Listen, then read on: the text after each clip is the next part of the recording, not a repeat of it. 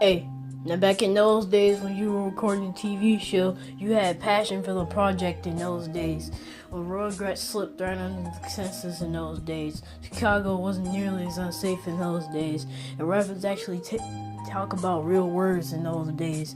SpongeBob was in his absolute prime in those days. Most sitcoms were actually good in those days. You barely see black shows on TV these days. Maybe these younger directors can convince the networks to do more black TV shows in these days. At least people like Jay-Z classic rap albums these days. There's talent here and there because rap is mostly mumbling these days. R. Kelly might as well stop making albums these days. He just talks about the same thing and nothing else these days.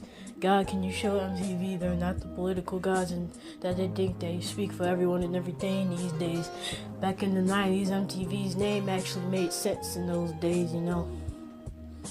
Nobody tried so hard to be politically correct and making their statements the opposite of an actual good change in those days.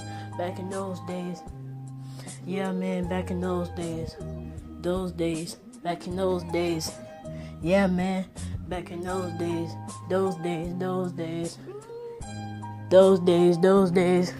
Yeah, those